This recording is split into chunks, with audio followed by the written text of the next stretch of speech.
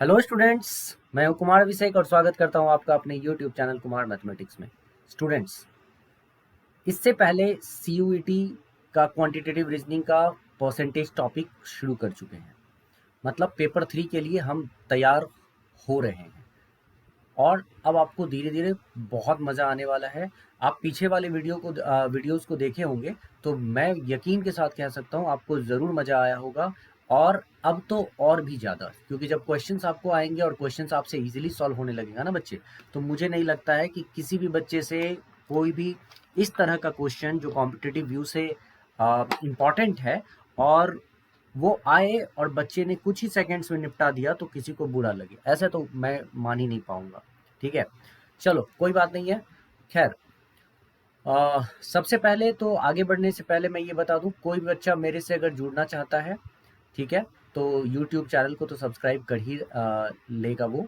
साथ ही साथ मेरा ऐप है Kumar mathematics, Kumar mathematics app, जिसका लिंक डिस्क्रिप्शन बॉक्स में दिया होगा। कुमार मैथमेटिक्स ऐप, बेटा इस लिंक के थ्रू कुमार मैथमेटिक्स ऐप, इसको ज्वाइन करो। कुमार मैथमेटिक्स ऐप को ज्वाइन करो और ज्वाइन करने के बाद एक्चुअली इसको डाउनलोड करो। ज्वाइन करना तो ठीक है, ज्वाइन तो तुम यूट्यूब चैनल करोगे, इसे डाउनलोड करो। इसलिए डाउनलोड करो कि आगे चल के जो कोर्सेज आएंगे अपार्ट फ्रॉम दिस यूट्यूब के अलावा भी अगर मुझे कुछ डालना होगा तो उस ऐप में वो कोर्सेज से, मतलब जो आपका एग्जाम्स है जनरल टेस्ट का, पेपर 3 का, उससे रिलेटेड तो मैटर्स मिलेगा ही मिलेगा। साथ ही साथ आपको डोमेन स्पेसिफिक सब्जेक्ट मैथमेटिक्स का भी मैटर मिलेगा। तो गाइज, इस ऐप को डाउनलोड कर लेना, लिंक दे दिया जाएगा, डिस्क्रिप्शन बॉक्स को देखना, लिंक मिल जाएगा।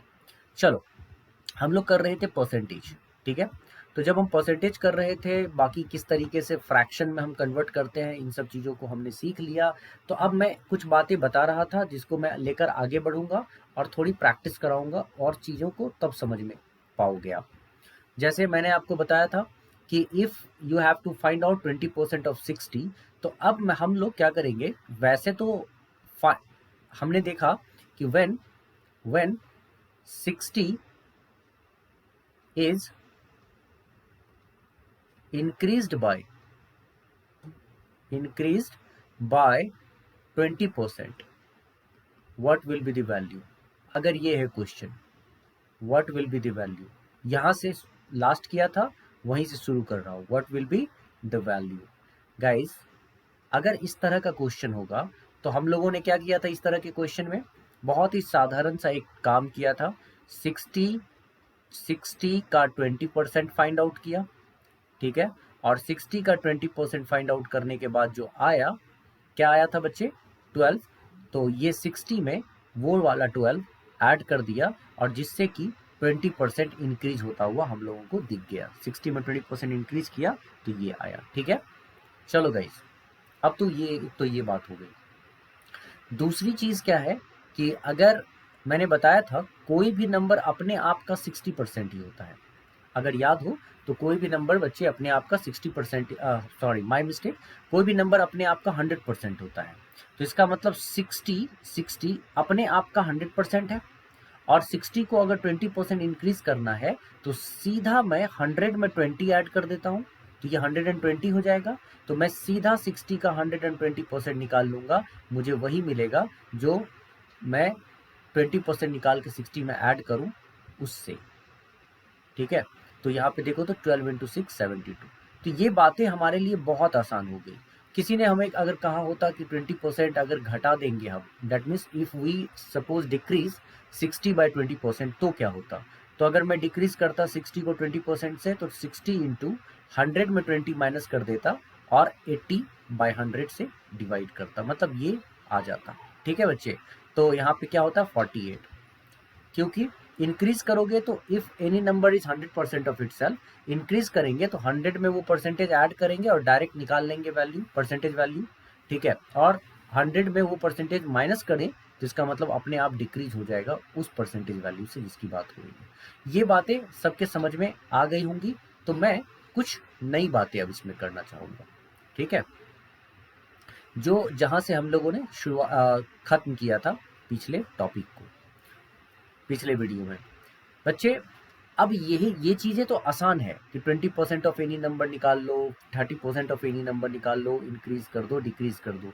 लेकिन अगर यहीं पे कभी हम लोगों को परसेंटेज वैल्यू में 16.66% आ जाए, ठीक है, 16.66% आ जाए, 9.09% आ जाए, तो ऐसे ऐसे वैल्यूज जब भी आएंगे ना बच्चे, 12.5% आ जाए, तो ऐसे ऐसे वैल्यूज आएंगे तो हमारे लिए बहुत मुश्किल हो जाएगा इस तरह के क्वेश्चन को करना। तो इस केस में हम लोग क्या करेंगे, तो इस केस में हम लोग क्या करेंगे, देखना बच्चे, हम सबसे पहला काम करेंगे 20% के फ्रैक्शन वैल्यू को लिखेंगे, जो कि मैंने आपको सिखाया था कि 20 को 100 से डिवाइड करने पर जो आता है वही है उसका फ्रैक्शन वैल्यू। तो इस फ्रैक्शन वैल्यू का मतलब क्या हुआ, इस फ्रैक्शन वैल्यू का मतलब हुआ कि अगर कोई नंबर है 5 यूनिट, मतलब कोई भी नंबर है 5 यूनिट, 5, कोई भी नंबर है 5, तो उसका 20% है न्यूमरेटर में 1, मतलब नीचे में जो नंबर है उसका इतना परसेंट जो यहाँ दिखता है वही है न्यूमरेटर में। तो 5 का 20% 1 है। तो बेटा अगर हमको 20% को इंक्रीज करना हो, किसी भी नंबर में 20% इंक्रीज करना हो, तो अगर मैं मानता हूं कि वो नंबर 5 है जिसको इंक्रीज करना है, suppose we consider that number to be 5, right. तो 5 में हम क्या करेंगे, न्यूमरेटर को ऐड करेंगे उसका 20% को, तो इसका मतलब नंबर इंक्रीज होके क्या हो जाएगा, 6 हो जाएगा, ठीक है, 6/5। और अगर डिक्रीज करना हो तो 5 में 1 माइनस करेंगे तो 4/5। अब हमें क्या बोला गया है, हमें बोला गया है कि 60 को इंक्रीज कर दो बच्चे 20%। तो मैं 60 को ऐसे ही रखूंगा, और हमें पता है इंक्रीज करने में 5 में 1 ऐड करना होता है, तो ये क्या हो गया 6। तो 6/5 से मैं मल्टीप्लाई करूंगा, और देखो मल्टीप्लाई करने के बाद हमें वही आंसर मिलेगा जो पहले मिला था, ठीक है। और अगर सब्ट्रैक्ट करना होता तो 60 मल्टीप्लाई 5 में 1 माइनस करते और 4/5 से मल्टीप्लाई करते, देखो तो वही चीजें होगी, 12 मल्टीप्लाई 4 48। आई होप आपको चीजें समझ में आ रही होंगी गाइस। इसके अलावा अगर देखा जाए,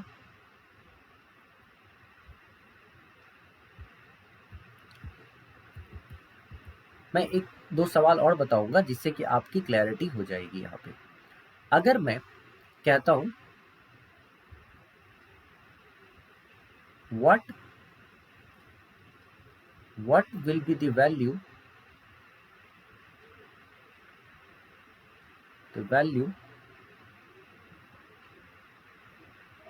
when 70 is decreased by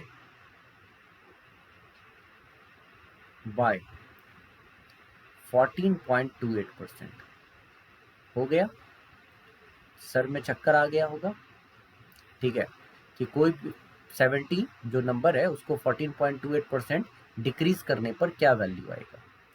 देखो बच्चे, इसके लिए सबसे पहला काम ये होना चाहिए कि हमें 14.28% का वैल्यू पता होना चाहिए, जो मैं पहले भी बता चुका हूँ। अगर मैं 14.28%, मैंने पिछले वाले वीडियो को देखो तो समझ में आएगा, 14.28% को मैं लिखना चाहूँ तो 14:2/7% लिखूंगा, 14 7 जा 98 प्लस 2 100/7% लिखूंगा, और 100/7% को फ्रैक्शन में कन्वर्ट करना चाहता हूँ तो 100 से डिवाइड करूंगा और ये हो जाएगा 1/7। और धीरे धीरे आपको याद हो जाएंगी चीज़ें, मैं आपको दिखाता हूँ, देखो परसेंटेज वैल्यू अब आपको याद हो जाएगा। देखो 14.28% कितना आ गया, 1/7, ठीक है। तो इस चीज़ को अगर देखोगे तो समझ में बात आपको आ जाएगी कि यहाँ पे 14.28% की वैल्यू जिन बच्चों को पता होगा वो तुरंत इस सवाल को सॉल्व करेंगे। कैसे सॉल्व करेंगे, तो देखो कैसे सॉल्व करेंगे। वो किस नंबर को यहाँ पे डिक्रीज कर रहे हैं, 70 को, तो यहाँ 70 लिखेंगे।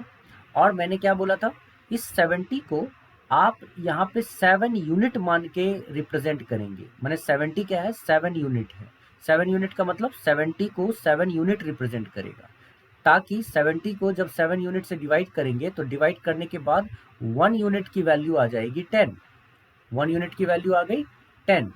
अब कहा गया है कि 70 को आपको डिक्रीज करना है 14.28%, और आपको पता है जब आपको 14.28% लिखते हो फ्रैक्शन में 1/7, तो इसका मतलब होता है कि कोई नंबर अगर 7 यूनिट है तो डिक्रीज उसका 14.28% ये रहा 1, उसका 14.28% 1। तो जब नंबर को डिक्रीज करोगे तो 7 में 1 माइनस हो जाएगा और नंबर 6/7 हो जाएगा, ठीक है, 6 हो जाएगा। और अगर इंक्रीज करते तो 7 में 1 ऐड हो जाता और ये हो जाता 8। तो बच्चे अगर 7 को मैं मान लेता हूं कि ओरिजिनल नंबर ये 70 है, ठीक है, तो मैं 70 को 7 से डिवाइड करूंगा तो एक यूनिट की, अच्छा ये 7 क्या है, 7 यूनिट है, 7 यूनिट को मैं 70 मानता हूं ओरिजिनल नंबर, तो 1 यूनिट क्या हो जाएगा 10। और देखो तो डिक्रीज करने के बाद 14.28% डिक्रीज करने के बाद कितना यूनिट आ गया 6। तो 1 यूनिट अगर 10 तो 6 यूनिट, 10 इंटू 6 60, मतलब वो नंबर क्या हो जाएगा 60। ये है हमारा करेक्ट आंसर, ठीक है। कई बार बच्चे कहते हैं कि सर डायरेक्ट वाला जो अभी आपने बताया था उस चीज को एक बार रिपीट कर दो तो ज्यादा अच्छे से समझ में आता है। तो बहुत बढ़िया, कर देता हूँ रिपीट।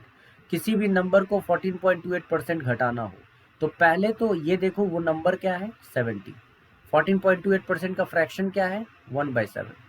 तो 7 में 1 माइनस कर दो और 6/7 से मल्टीप्लाई कर दो, देखो तो घट के आ गया डायरेक्ट 60, सेम आ गया। अच्छा अगर ये इंक्रीज करना होता तो क्या करते, कुछ नहीं करते, 70 मल्टीप्लाई 7 में 1 ऐड कर देते, 8/7 से मल्टीप्लाई करते, कितना आ जाता 80, है ना। और इस तरह से हम कोई भी क्वेश्चन, किसी भी तरह का क्वेश्चन को हैंडल करने के लिए तैयार हो जाते हैं। एक और सवाल इसी तरह पॉइंट पे जहाँ पे हम लोग कर सकते हैं, एक दो कॉन्सेप्ट्स को समझते ही ना क्वेश्चंस इजी होने लगेगा बच्चों। एक और सवाल इस पे उठाते हैं,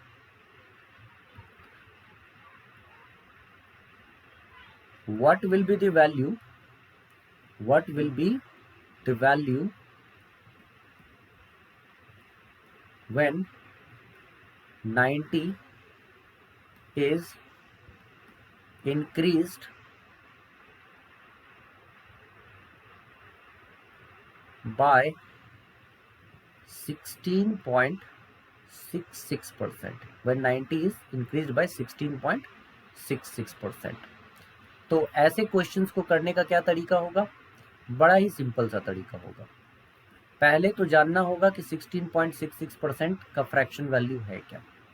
तो 16.66% का फ्रैक्शन वैल्यू होता है बच्चे 1/6। आप 16.66% को 16:2/3% लिखते हो, इसका फ्रैक्शन वैल्यू लिखते हो 1/6। प्रैक्टिस हो जाएगी, फटाफट होना शुरू होगा। तो हमको इस 90 को क्या करना है, इंक्रीज करना है। मैंने क्या बोला 16.66% मतलब 1/6। तो जब हम इस 6 को कोई ओरिजिनल नंबर मानेंगे तो उसका 16.66% क्या होगा बच्चे, ये होगा 1। तो 6 में हम क्या करेंगे 1 ऐड करेंगे, तो इसका मतलब जो नंबर है उसमें 16.66% इंक्रीज हो गया। और इस 6 में अगर हम 1 सब्ट्रैक्ट करेंगे तो इसका मतलब नंबर में 16.66% डिक्रीज हो गया। तो 6 में 1 ऐड करना क्यों जरूरी है, क्योंकि हमको नंबर को इंक्रीज करना है। और इसीलिए 7/6 करते ही देखो तो 6 में 1 ऐड किया 7/6, 6 से काटो इसको, 15 6 जा और 15 इंटू 7 105। मतलब अगर आप 90 को 16.66% इंक्रीज करना चाहते हो तो आपका आंसर आएगा 105। आई होप इन चीजों को आप समझ पा रहे होंगे। Secondly,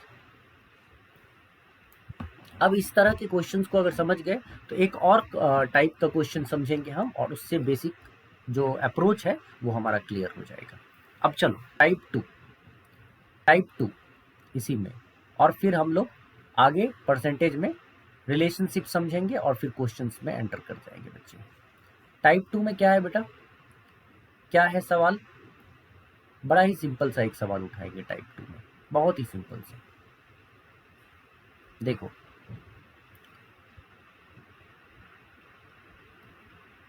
a number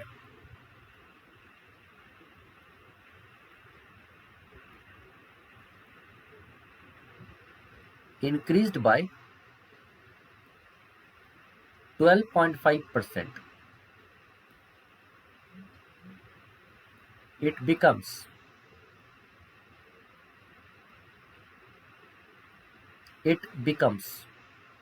189.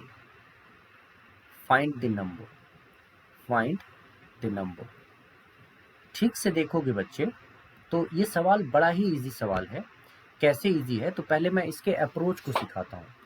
क्या अप्रोच सिखाऊंगा, ध्यान से देखना। अगर मैं 12.5% को लिखना चाहता हूँ, इस 12.5% को, तो पहले तो मैं 12.5% का फ्रैक्शन लिखूंगा, और 12.5% को आप 12.5% लिखते हो। सॉल्व करने के बाद आपको मिलेगा 1/8, मतलब 12.5% हो गया 1/8। तो इसका मतलब हुआ कि अगर 8 कोई नंबर है, 8 कोई नंबर है, तो उसका 12.5%, 12.5% 1 है। ठीक है, इसका ये मतलब होता है। अब दूसरी बात पे आ जाओ। हमको बताया गया कि अ नंबर इंक्रीज्ड बाय 12.5%, मतलब कोई एक नंबर है जो 12.5% इंक्रीज हुआ है, तब जाके ये 189 हुआ है। आफ्टर इंक्रीजिंग ये 189 हुआ है, राइट। तो वो नंबर क्या था? तो इसके बहुत सारे मेथड्स हैं। पहला मेथड ये है कि मैं मान लेता हूं कि वो नंबर n था। ठीक है, फर्स्ट मेथड कि हम मान लेते हैं कि वो नंबर n था। और अगर वो नंबर बच्चे n है और हमें 12.5% इंक्रीज करना है, तो आपको पता है ना, इंक्रीज करने में 8 में 1 ऐड कर देंगे, तो ये हो जाएगा 9/8। क्या हो जाएगा? 9/8। और ये नंबर क्या आ जाएगा? 189। ठीक है, और इसकी वजह से जब आप n निकालोगे तो n आएगा 189 मल्टीप्लाई, क्रॉस मल्टीप्लाई करो, इसको 8 को इससे मल्टीप्लाई, 9 को नीचे लेकर चलो, 8/9। अगर मैं इसको सॉल्व करता हूँ बच्चे, तो देखो तो 9 2 जा 18, 9 1 जा 9, और इसको सॉल्व करने के बाद हो जाता है 168। मतलब वो नंबर कौन सा था? तो वो नंबर बच्चे 168 था, और ये हमारा करेक्ट आंसर है। ठीक है, अब मैं इसका दूसरा एक फॉर्म भी सिखाने जा रहा हूँ, जो कि बहुत ही इंपॉर्टेंट फॉर्म है। ठीक है, सेकेंड मेथड। तो n की वैल्यू निकालना था, हमने निकाल लिया। मतलब ये 1/8 आया ना, तो 8 में 1 ऐड किया तो 9/8 मल्टीप्लाई करके हम नंबर को इंक्रीज करते थे। तो नंबर इंक्रीज करके तो ऑलरेडी दिया हुआ है ना, नंबर इंक्रीज करके जो आया वो ऑलरेडी दिया हुआ है। तो नंबर अगर निकालना हो तो हम 9/8 को पलट देंगे और 8/9 से मल्टीप्लाई कर देंगे। मतलब अगर मैं यहाँ पे डायरेक्ट शॉर्टकट करता, मैं बस ये करता कि यहाँ पे 189 लेता, और यहाँ 9/8 के जगह मल्टीप्लाई, पलट के जैसे ही मल्टीप्लाई करूंगा 8/9, तो मुझे मेरा आंसर मिल जाता। ठीक है, मतलब 168 मिल जाता। अब देखो दूसरा मेथड क्या हो सकता है। बेटा दूसरा मेथड अच्छे से समझना, क्योंकि ये टेक्निकल है और बहुत मज़ेदार चीज़ है। 12.5% को जब आपने लिखा 1/8, तो इसका मतलब ये हुआ कि कोई भी नंबर अगर 8 है, ओरिजिनल नंबर, कोई भी नंबर जो हम 8 चूज करेंगे, उसका 12.5% 1 होगा, राइट। तो आप किसी नंबर को तो मानते हो ना कुछ, या तो 100 मानते हो, लेट इट बी 100, माना कि संख्या 100 है, या तो आप मानते हो कि माना कि संख्या x है, लेट इट बी x। मैंने यहाँ पे माना था कि यहाँ संख्या क्या है, n है। तो जब कुछ मानते ही हो तो एक काम करो ना, ऐसा कुछ मानो ना जो हमारे लिए आसान हो जाए, साधारण कर दे सवाल को। तो उसके लिए हम क्या करेंगे, ऐसा अगर कुछ मानना हो तो उसके लिए हम क्या करेंगे बच्चे, हम मानेंगे कि नंबर हमारा एक 8 है।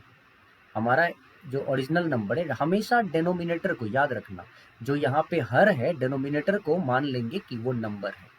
तो बच्चे अगर हम डेनोमिनेटर को मानते हैं कि नंबर है 8, ठीक है, तो अगर ये ओरिजिनल नंबर है, तो ओरिजिनल नंबर में अगर 12.5% इंक्रीज करोगे, क्योंकि यहाँ इंक्रीज बोला गया है, तो इंक्रीज को प्लस साइन से दिखाते हैं। अगर इंक्रीज करोगे तो 8 में 1 ऐड हो गया तो 9 यूनिट हो गया।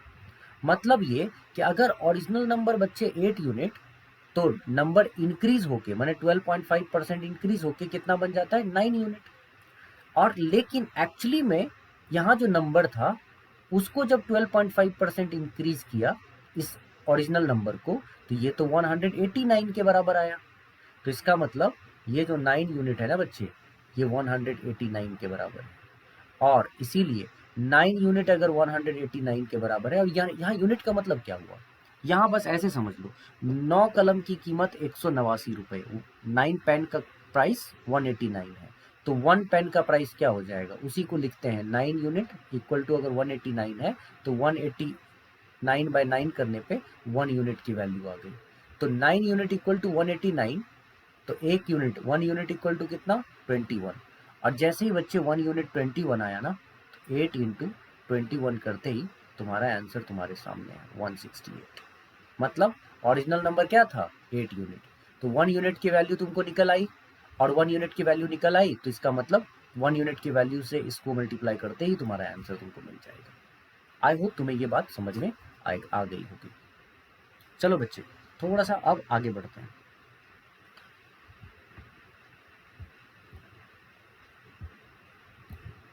एक और सवाल ऐसा करते हैं,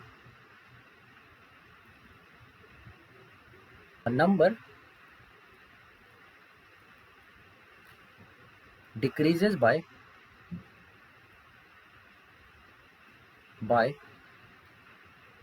30% to give 280. Find the number. बच्चे बहुत सारा तरीका होता है करने का। पहला तरीका तो ये जो सिखाया था, क्या सिखाया था बेटा, आपको क्या करना है, 30% का फ्रैक्शन वैल्यू समझ के रखना है। अगर 30% का फ्रैक्शन वैल्यू होता है 3/10, मतलब 30/100 करोगे तो 3/10। तो पहला तरीका ये था कि नंबर को मान लो कि n है, अगर वो नंबर n है और 30% n को डिक्रीज करना है, तो डिक्रीज करने पर 10 में 3 माइनस हो जाता है बच्चे, और ये हो जाता है 7/10। और डिक्रीज करने के बाद, मतलब 30% डिक्रीज करने के बाद नंबर क्या निकल के आता है, 280। तो n को 30% डिक्रीज किया तो नंबर 280 के इक्वल आया। तो बच्चे n क्या आ जाएगा, तो n आ जाएगा 280 मल्टीप्लाई 10/7, और ये हो गया 7 4 जा 28, जीरो करो, नंबर आ गया 400। ये तो हो गई एक बात, ठीक है, नंबर आंसर आ गया। अच्छा, दूसरी बात क्या हो गई बच्चे, कि अगर मान लो कि यहाँ पे 30% हमारा 3/10 है, तो मैं मानता हूँ, जैसे यहाँ पे n माना था ना, n नहीं मान के मैं मानता हूँ कि हमारा ओरिजिनल नंबर है 10 यूनिट। बच्चे अगर ओरिजिनल नंबर 10 यूनिट होगा और नंबर को डिक्रीज किया गया है 30%, तो 10 में माइनस कर दो 3, इसका मतलब डिक्रीज होने के बाद नंबर आना चाहिए 7 यूनिट। मतलब ओरिजिनल नंबर अगर 10 था तो डिक्रीज होने के बाद 7 यूनिट आना चाहिए। और यहाँ पे देखो तो नंबर को डिक्रीज किया 30%, तो कितना आ गया, 280। तो बच्चे 7 यूनिट किसके बराबर आएगा, 280 के।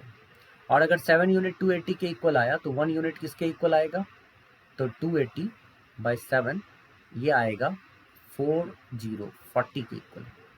तो बच्चे अगर 1 यूनिट 40 आ गया तो ओरिजिनल नंबर कितना यूनिट था, 10। मल्टीप्लाई कर दें, 10 इंटू 40 कितना होता है, 400। तो इसका मतलब ये हमारा कितना आएगा, 400। आई होप आपको समझ में आ गई होंगी चीज़ें। चलिए बच्चे, थोड़ा सा और आगे बढ़ते हैं, ऐसे क्वेश्चंस। अच्छा, एक और मेथड मैं आपको यहाँ पे थोड़ा सा समझाना चाहूँगा, क्योंकि चूंकि आप जानते हैं इसीलिए। अच्छा देखो, कोई भी नंबर अपने आप का कितना परसेंट होता है, 100%। कोई भी नंबर, इसका मतलब ये जो नंबर है बच्चे, ये जो नंबर है, ये अपने आप का तो 100% है, 100%। तो अगर ये ओरिजिनल नंबर है और ये खुद का 100% है, तो अगर इसको डिक्रीज, इस ओरिजिनल नंबर को डिक्रीज किया गया है 30%, तो इसका मतलब ये 100% से घट कर 30% और कम कर दो, तो ये अपने आप का 70% हो जाएगा। ये नंबर है 100%, इसको 30% डिक्रीज करोगे तो ये 70% के इक्वल होगा। लेकिन यहाँ पे इस नंबर को जब 30% डिक्रीज किया तो ये 280 के बराबर हुआ। इसका मतलब 280 कितने परसेंट के बराबर है, 70% के। तो 280 को जब 70 से डिवाइड करोगे तो 1% का वैल्यू आ जाएगा 280 70% के बराबर है। तो ओरिजिनल नंबर कितना परसेंट के बराबर था? ओरिजिनल नंबर तो 100% के बराबर था। तो बच्चे 100 से मल्टीप्लाई कर देंगे। जैसे ही 100 से मल्टीप्लाई करेंगे 7 4 जा 28 आएगा, और इसीलिए देखो तो एक ही लाइन में हमारा आंसर हमको मिल गया, दैट इज 400। आई होप आपको चीज़ें समझ में आ गई। अब इससे आगे बढ़ते हैं, एक और सवाल करते हैं ज़्यादा बेटर अंडरस्टैंडिंग के लिए। देखो अब मैं एक अलग तरह का क्वेश्चन उठाता हूँ, जैसे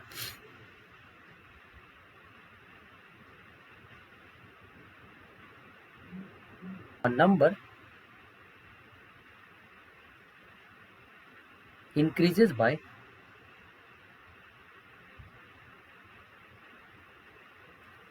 33.33% to give 60. Had the number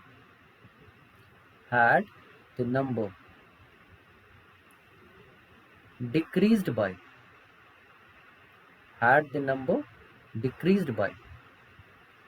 33.33%, what would be the value? What would be the value? What would be the value? Question आपको इजीली समझ में आ गया होगा, बहुत आसान है। क्या है सवाल? आसान सवाल क्या है? एक नंबर है, a number is increases by 33.33%, मतलब एक नंबर है जिसको 33.33% इंक्रीज कर दिया, तो इंक्रीज करने के बाद नंबर आ गया 60। कहा जा रहा है कि इसी नंबर को जिसको आपने इंक्रीज किया, अगर इंक्रीज नहीं किया होता, हैड द नंबर डिक्रीज्ड, मतलब अगर इंक्रीज नहीं किया होता और इंक्रीज करने के बजाय अगर हम डिक्रीज करते 33.33% से, तो हमारा वैल्यू क्या होता, मतलब 60 की जगह पे एक्चुअल वैल्यू क्या होता। तो मैं इसको पहले सॉर्ट आउट करके बताता हूँ, फिर एक ही लाइन में इसको सॉल्व करेंगे, देखना और समझना। मान लेते हैं कि वो नंबर n था बच्चे, और पहले तो 33.33% का फ्रैक्शन वैल्यू समझ लेते हैं। 33.33% का मतलब होता है 33:1/3, जो कि 1/3 के इक्वल होता है। 33.33% इक्वल टू 33:1/3, वो 1/3 के इक्वल होता है। तो माना कि वो नंबर n था, तो n था, तो n को तो आपने 33.33% इंक्रीज किया था, तो इसका मतलब 3 में 1 ऐड हुआ होगा, और 3 में 1 ऐड हुआ होगा तो ये बन गया होगा 4/3। तो नंबर 4/3 बना होगा, तो 4/3 से मल्टीप्लाई हुआ तो किसके इक्वल आया था? 60 के। तो इससे क्या हुआ, नंबर आपको मिल गया क्या? 60, और क्रॉस मल्टीप्लाई करेंगे तो 3 से मल्टीप्लाई, 4 से डिवाइड, 15 4 जा 60, इसका मतलब नंबर था बच्चे 45। और जैसे ही आपको पता चला कि नंबर 45 है, तो आपको क्या बताया गया कि एक्चुअल नंबर 45 है, जिसको 33.33% इंक्रीज किया तब तो 60 आया ना। अगर इसी एक्चुअल नंबर 45 को हम 33.33% डिक्रीज करते, मतलब 3 में 1 माइनस कर देते, तो कितना होता? 2/3। तो मैं इसको 2/3 से मल्टीप्लाई करूंगा, तो ये कितना हो जाएगा बच्चे? 30। तो इसको माइनस करने पर हमारे पास जो आंसर आया वो है 30।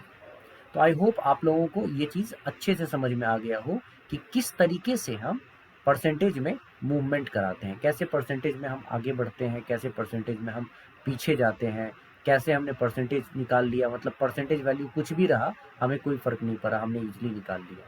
ठीक है, अब देखो, अब बहुत सारे बच्चों के मन में आता होगा कि सर जब आप इतना शॉर्टकट कराते हैं तो इतने भी मेथड्स हम क्यों करें, हम क्यों ना डायरेक्ट कर लें। चलो आओ बच्चे, मैं तुम्हें डायरेक्ट करना सिखाता हूँ। बेटा सबसे पहले तो ये समझ लो कि 33.33% होता है 1/3। तो यहाँ तुमने माना था ना कि नंबर एक्चुअल में नंबर n था, एक्चुअल में नंबर x है, एक्चुअल में नंबर 100% है। क्यों इतना माने? हम पहले भी डिसाइड कर चुके हैं, डिस्कशन कर चुके हैं कि हम मानेंगे कि हमारा ओरिजिनल नंबर 3 यूनिट था। तो बच्चे अगर हमारा ओरिजिनल नंबर 3 यूनिट था, तो मैं अगर इस नंबर को इंक्रीज करूंगा 33.33%, तो नंबर क्या बन जाएगा? 3 एडेड टू 1 4 यूनिट। ठीक है। और अगर हमने इसको डिक्रीज किया होता, ठीक है, तो 3 में -1 करता, 3 - 1 कितना हो जाता? 2 यूनिट। अब आप ये बताओ, नंबर जब आपने 3 यूनिट माना इस नंबर को, तो इंक्रीज करने पे, ठीक है, 4 यूनिट हो गया और डिक्रीज करने पे 2 यूनिट हो गया। लेकिन जब हम एक्चुअल नंबर को देखते हैं, इस नंबर को अगर 33.33% इंक्रीज करते हैं तो ये 60 के बराबर होता है ना। और हमसे पूछा गया होता है कि डिक्रीज करते तो क्या होता। तो बच्चों, अगर ये इंक्रीज करके 60 के बराबर होता है और यहाँ 3 यूनिट को अगर ओरिजिनल माना तो इंक्रीज करके 4 यूनिट के बराबर होता है, तो कंफर्म है कि ये जो 4 यूनिट है वो इस 60 के इक्वल है। और 4 यूनिट बच्चे अगर 60 के इक्वल है तो 1 यूनिट 60/4 15 के इक्वल है। और 1 यूनिट अगर बच्चे 15 के इक्वल है, तो इसका मतलब ये हुआ कि आपसे अगर किसी ने पूछा had the number decrease by 33.33%, मतलब जब नंबर 3 यूनिट था तो इसमें अगर 33.33% डिक्रीज करते तो 2 यूनिट होता। ठीक है। 1 यूनिट की वैल्यू तो 15 है, तो इसका मतलब नंबर अगर डिक्रीज होता तो 2 यूनिट होता। 1 यूनिट 15 है, तो 15 से मल्टीप्लाई 2 को करते तो 30 आ जाता। देख रहे हो, फटाफट आंसर आ गया, तुरंत आ जाएगा। ये देखो तो मैच कर गया कि नहीं, यहाँ भी 30 है। अच्छा, किसी ने हमसे पूछा होता कि वो नंबर क्या है, ठीक है, वो नंबर क्या है 45, देख रहे हो वो नंबर था ना 45। किसी ने हमसे पूछा होता वो नंबर क्या है, तो हमने तो ओरिजिनल नंबर 3 यूनिट को माना था ना। ओरिजिनल तो 3 यूनिट को माना था, जिसमें 1 यूनिट किसके इक्वल था? 15 के। तो 3 यूनिट किसके इक्वल होगा? 3 × 15 45 के। बात खत्म, कहानी खत्म हुआ। और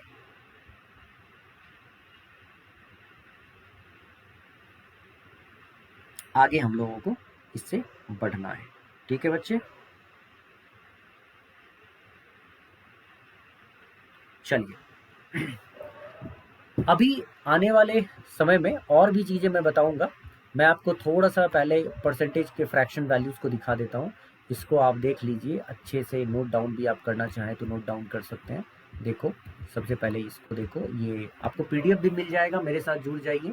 जो मेरा कुमार मैथमेटिक्स ऐप है उसको डाउनलोड कर लेना और मेरे टेलीग्राम से जुड़ जाओ, ये सारी चीज़ें तो मिल ही जाएंगी। ठीक है, देख लो, इन सब वैल्यूज़ को हमेशा याद रखना, इन वैल्यूज़ को देख लो। ठीक है, बाकी मैंने सिखा तो दिया ही है कैसे निकालते हैं, तो घबराने की तो बात ही नहीं है। जैसे 66/2/3 है, तो मैं चाहूँ इसको तो 66.66% भी लिख सकता हूँ। तो मतलब पिछले वीडियो को देखोगे तो इजीली समझ जाओगे हमने क्यों लिख दिया ऐसा, है ना।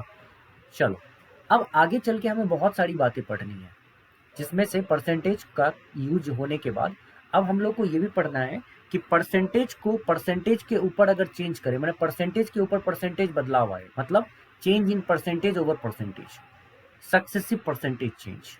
ठीक है, तो एक जैसे कि किसी नंबर को पहले 20% इंक्रीज कर दिया, जो न्यू नंबर फॉर्म हुआ उसको फिर से 10% डिक्रीज कर दिया, जो न्यू नंबर फॉर्म हुआ उसको फिर से 50% इंक्रीज कर दिया, तो फाइनली नंबर में क्या आया? चेंज। तो इसको कहते हैं सक्सेसिव परसेंटेज चेंज। तो इस तरह के क्वेश्चंस को भी हमको करना है, लेकिन फिलहाल अभी मैं आपको कुछ क्वेश्चंस, बेसिक क्वेश्चंस करवाने जा रहा हूँ। अच्छा, उसको करने के बाद जो सबसे इम्पॉर्टेंट पोर्शन है वो भी हम करेंगे। ये वाला पोर्शन बहुत इंपॉर्टेंट है, most important, relationship among quantities. क्योंकि मैंने क्या बताया था आपको कि मैं इतने सारे रूल्स नहीं बताऊंगा, इतने फॉर्मूलाज वगैरह आपको नहीं बताऊंगा। मैं आपको 2-3 कॉन्सेप्ट्स कराऊंगा, जिसमें से एक कॉन्सेप्ट अभी आप कर रहे हैं परसेंटेज। उसके बाद मैं आपको ये सिखाऊंगा रिलेशनशिप अमंग क्वांटिटीज, मतलब दो क्वांटिटी के बीच का रिलेशनशिप क्या होता है। दो quantity, quantity means anything that can be measured, जैसे प्राइस कीमत, कंजम्पशन खपत, टाइम वर्क, डिस्टेंस स्पीड, ये सारा क्या होता है? क्वांटिटीज होता है। तो क्वांटिटीज के बीच दो तरह के रिलेशनशिप्स होते हैं, डायरेक्टली प्रोपोर्शनल सीधा समानुपाती संबंध, और दूसरा रिलेशनशिप होता है इन्वर्सली प्रोपोर्शनल व्युत्क्रमानुपाती संबंध। ठीक है बच्चे, इन्वर्सली प्रोपोर्शनल व्युत्क्रमानुपाती संबंध। ठीक है, ये दो बहुत बहुत ज्यादा इंपॉर्टेंट है, तो इनको जैसे ही मैं समझाऊंगा ना, आधी तो जंग उसी समय हम लोग जीत लेंगे। ठीक है, लेकिन ये मैं इसको नेक्स्ट वीडियो में समझाऊंगा। इससे पहले मैं कुछ बेसिक सा सवाल आपको करवाना चाहता हूँ। ठीक है, उसको सीखते ही आपको मजा आने लगेगा। चलिए, परसेंटेज के कुछ क्वेश्चंस को बेसिकली हम लोग सॉल्व करने जा रहे हैं। बेसिक क्वेश्चंस को, जैसे in a college election a candidate secured 62% of the total votes and elected by a margin of 144 votes. The total number of votes polled. बच्चे, अगर हम इस सवाल को पूरा सॉल्व करने जाएंगे तो देखो पूरा सॉल्व कैसे करते हो तुम। ठीक है, total number of votes polled, मैंने माना कि total number of votes x है। ठीक है, और x में 62%, मतलब x का 62% जीतने वाले को मिलता है, तो x इंटू 62/100। ठीक है, मान लो इसको कैंसिल आउट वगैरह किया तो 2 से तो ये 31, ये 50, मतलब ये आ गया 31x/50। ये हो गया जीतने वाले को मिला। तो हारने वाले को कितना मिलेगा? तो टोटल वोट x था, तो जाहिर सी बात है हारने वाले को, जीतने वाले को 31x/50, तो हारने वाले को x माइनस 31x/50 मिला।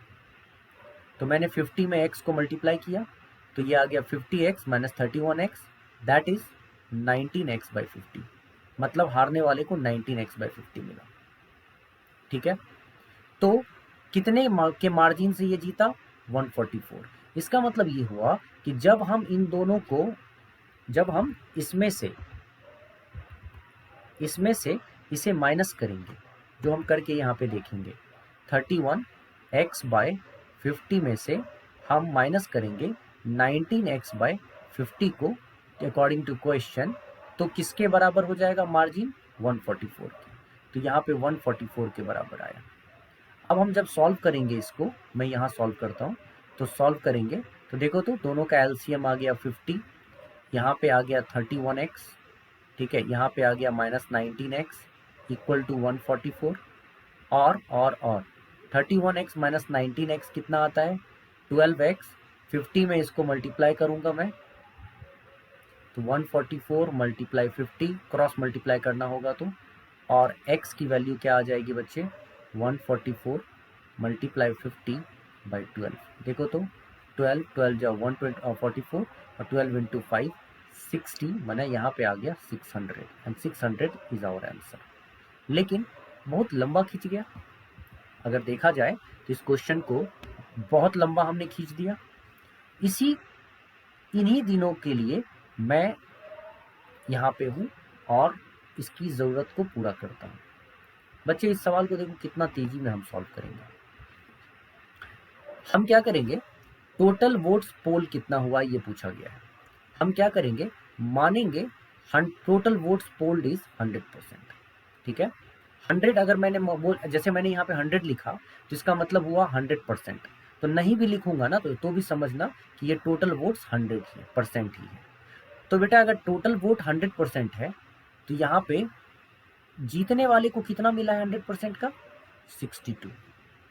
तो बच्चे, अगर जीतने वाले को 100% का 62 मिला है वोट 100 में, तो हारने वाले को कितना मिलेगा? 100 में 62 माइनस कर दो, 38। हारने वाले को 38। मतलब ये कि अगर ओवरऑल वोट 100% हुआ तो जीतने वाले को ओवरऑल का 62%, हारने वाले को ओवरऑल का 38%। तो ये जो जीतने वाला बंदा है, विनिंग कैंडिडेट, वो हारने वाले कैंडिडेट से कितना वोट अधिक लेकर जीता है? तो मैं 62 में 38 माइनस कर देता हूँ, और जैसे ही मैं 62 में 38 माइनस करूंगा तो मुझे पता चल रहा है कितने वोट से ये जीत रहा है। तो देखो तो 24% वोट से जीत रहा है, मतलब जो जीतने वाला बंदा है वो 24% वोट से जीता है। और यहाँ पे जो जीतने वाला बंदा है किस मार्जिन से जीत रहा है? 144। तो इसका मतलब ये 144 को कौन रिप्रेजेंट कर रहा है? 24%। तो मैं लिखूंगा 144 इज रिप्रेजेंटेड बाय 24%, मतलब 24% इक्वल टू, मतलब ऐसे भी लिख सकते हैं हम कि 24% इसका मतलब इक्वल है 144 के। तो 1% किसके इक्वल है? तो 1% इक्वल है 144/24 के, मतलब 6 के इक्वल है। और अगर 1% 6 के इक्वल है तो टोटल नंबर ऑफ वोट्स कितना था 100%, तो 100% मल्टीप्लाई करते ही टोटल नंबर ऑफ वोट्स हमको मिल गया कितना 600। देखो तो एक इतना सारा टाइम लगेगा क्या, तुरंत आंसर आ गया ना। यहाँ पे देखो 1% 6 के इक्वल, तो 100% 6 इंटू 100 600 के इक्वल। आई होप आपको समझ में आ गई बातें। तो गाइस थोड़ा सा और आगे बढ़ेंगे, एक और सवाल इस पे करते हैं, थोड़ी थोड़ी चीज़ें करते जाएंगे। अभी हम लोग बेसिक्स कर रहे हैं, जब हम बेसिक्स को ठीक से सीख जाएंगे तो उसके बाद क्वेश्चंस पे आएंगे और ढेर सारे क्वेश्चंस हम प्रैक्टिस कर सकते हैं। ठीक है, तत्काल आप बेसिक सीखने में पूरी तरह से फोकस लगाओ, अपना ध्यान दो, बहुत इंजॉय करोगे। ठीक है, अब देखो ये सवाल क्या कहता है। In an election between two candidates, one who won obtained 60% of valid votes. मतलब दो कैंडिडेट के बीच इलेक्शन हुआ और जो जीतने वाला कैंडिडेट है वो वैलिड वोट्स का, वैलिड मतलब वैध मतों का, जिसको काउंटिंग में लिया गया, ठीक है, 60% वैलिड वोट्स मिलता है। और ये भी बता दिया गया है कि 10% वोट्स इनवैलिड हो जाता है, वर डिक्लेयर्ड इनवैलिड। तो 10% अगर इनवैलिड हो जाता है तो विनर जो है जीतने वाला उसको 7200 वोट्स मिलते हैं। और जीतने वाले को बच्चे अगर 7200 वोट्स मिलते हैं तो टोटल नंबर ऑफ वोट्स क्या पोल हुआ होगा, ये है क्वेश्चन। ठीक है, तो देखो बच्चे यहाँ पे क्या हुआ, मैं अब इसको बड़े मेथड से ना करके इसको शॉर्टकट्स में करूँगा। ठीक है, जैसे मैंने माना कि टोटल नंबर ऑफ वोट्स 100% पोल हुआ है, मतलब 100 वोट्स पोल हुआ है। अब बेटा एक बात बताओ, अगर टोटल वोट 100 पोल हुआ है, ठीक है, तो one who won obtain 60% of valid votes ना, तो पहले ये तो पता करें कि वैलिड वोट्स कितना है। तो हमें बताया गया है कि 10% वोट्स वर डिक्लेयर्ड इनवैलिड। मैं क्या करूंगा, ये जो 10% है 100 में 10% इनवैलिड कर दूंगा, तो इसका मतलब वैलिड वोट्स कितने होंगे 90% वोट्स वैलिड होंगे। और अगर 90% वोट्स वैलिड हैं बच्चे, ठीक है, तो हमें पता है ना वैलिड वोट का 60% जीतने वाले को मिलता है। तो 90 का इसका मतलब 60% क्या होगा, 9 6 जा 54, मतलब डायरेक्ट आपको याद हो जाएगा 60% का बच्चे वैल्यू होता है 3/4 और 5। और यहाँ पे अगर 90 है हमारे पास वैलिड वोट, तो 90 का 60% होता है 3/5, 18 इंटू 3 54 आया। तो अब जिन बच्चों की प्रैक्टिस होगी वो इतना करेगा क्या, 18 इंटू 3 54 आया। तो जिनकी प्रैक्टिस होगी वो इतना कभी नहीं करेगा, वो डायरेक्ट करेगा इसको मल्टीप्लाई, 54 आ गया। ठीक है, तो अगर 90 का 60% मतलब जीतने वाले को वैलिड वोट का 60% आया, तो कंफर्म हो गया ना कि हारने वाले को वैलिड वोट का कितना आएगा 40%। मतलब जो बचा वैलिड वोट, ये तो 100% था ही टोटल, उसका 10% चला गया तो वैलिड वोट 90 हो गया। तो 90 वैलिड वोट अपने आप का तो 100% है, कोई भी चीज अपने आप का तो 100% होता है। तो जब मैं वैलिड वोट्स की को कंपेयर करूंगा, वैलिड वोट्स की बात करूंगा, तो वैलिड वोट का 60% 54 हुआ, ठीक है, तो वैलिड वोट का 40% हो जाएगा कितना 90 मल्टीप्लाई 40/100 मीन्स 9 4 जा 36। तो वैलिड वोट का 40% 36। तो बच्चे एक बात आप ध्यान रखना कि जब आप बोलते हो 54, वैलिड वोट्स का 90 का 60%, मतलब वैलिड वोट का 60% है ये, लेकिन टोटल वोट कितना है 100, टोटल वोट का 54% ही कहलाएगा। वैलिड का 60 हुआ 54, मतलब 90 का 60 54 है, लेकिन टोटल 100 का तो 54% क्या होगा 54% ही होगा। तो वैलिड वोट का 60% बट टोटल वोट का 54, और वैलिड वोट का 40% बट टोटल वोट का 30, वैलिड वोट का 40% बट टोटल वोट का 36। तो जीतने वाले को आया टोटल वोट का 54%, हारने वाले को आया टोटल वोट का 36%। तो डिफरेंस क्या आ गया 18%। 18% मतलब जो बंदा जीता है वो 18% वोट से जीता है, और यहाँ पे जो बंदा जीता है वो 7200 वोट से जीता है। इसका मतलब ये जो 7200 है वो 18% के इक्वल है। मैंने पहले भी सिखा दिया है आपको कैसे लिखते हैं हम लोग इसको, 7200 अपॉन 18, ऐसे 18% किसके इक्वल है, 7200 के इक्वल है। तो 1% किसके इक्वल होगा, तो 7200 बाई 18 के इक्वल होगा, जिससे कि आप डिवाइड करोगे तो 1% 400 के इक्वल आ गया। ठीक है, और टोटल वोट्स कितना परसेंट था, 100, तो 1% अगर 400 तो 100% 100 इंटू 400, मतलब टोटल वोट्स जो पोल हुआ वो 40,000 है। ठीक है, ये है आंसर। इसी को हम डायरेक्ट लिखते हैं यहाँ पे, मतलब 18% का गैप, 7200 वोट्स क्या हो गया, 18% के इक्वल। ठीक है, तो 100% क्या हो गया, मल्टीप्लाई 100, एक ही लाइन में सॉल्व हो गया ना। इसीलिए ये धीरे धीरे सिखाते सिखाते आप लोगों को अच्छे से सिखा दूंगा कि कैसे हम लोग निकालते हैं। ये 40,000 हमारा करेक्ट आंसर होगा। ये तो बच्चे 44,000 है, हमारा आंसर 40,000 होगा। सी इज द करेक्ट आंसर। ठीक है, तो आई होप आपको ये चीज़ें अच्छे से समझ में आ गई हों। ढेर सारे क्वेश्चंस अभी आएंगे, बहुत सारे क्वेश्चंस आएंगे परसेंटेज में, लेकिन अभी आपको कुछ क्लासेस तक मैं बेसिक्स करा रहा हूँ। बेसिक्स के बाद देख रहे हो ढेर सारे क्वेश्चंस हैं, हम क्वेश्चन ही करेंगे। ठीक है, और उसके बाद आपको कोई प्रॉब्लम्स भी नहीं होगी, मज़ा आएगा आपको क्वेश्चंस करने के बाद। ठीक है, तो आज के लिए बेटा रहने देते हैं हम लोग। आपको मेरे टेलीग्राम चैनल से जुड़ना है तो ये आपको मेरा टेलीग्राम चैनल का लिंक दिख रहा है, ये देख लो, या फिर टेलीग्राम चैनल को अभिषेक@maths के नाम से सर्च कर लो। ठीक है, सर्च करो, उसमें कुमार कन्वर्सेशन के नाम का ग्रुप है, चाहो तो मेरे से उस पर बात भी कर सकते हो। PDF वगैरह मटेरियल वगैरह उस पर मिलेगा। मेरा नंबर ये रहा 8587801672, इस पे मुझे व्हाट्सएप कर सकते हो, मुझे कॉल कर सकते हो, बात कर सकते हो। ठीक है, और इतना ही नहीं, डिस्क्रिप्शन बॉक्स में सारा लिंक शेयर किया हुआ है, एक बार डिस्क्रिप्शन बॉक्स देखो, सब समझ में आ जाएगा किसका कौन सा लिंक है। और मेरे ऐप को, कुमार मैथमेटिक्स ऐप को, कुमार मैथमेटिक्स मेरे ऐप को भी डाउनलोड करके रखो, इसकी ज़रूरत पड़ेगी। ये इसका जो लिंक है ये भी डिस्क्रिप्शन बॉक्स में होगा। ठीक है गाइस, तो आज के लिए हम रहने देते हैं क्वांटिटेटिव रीजनिंग का पहली कुछ क्लासेस परसेंटेज के ऊपर, रिलेशनशिप अमंग क्वांटिटीज, थोड़ा सा रेशियो, इन सब के ऊपर आपको समझना पड़ेगा, और समझने के बाद तूफानी स्पीड में हम लोग क्वेश्चंस को करना, सॉल्व करना शुरू कर देंगे।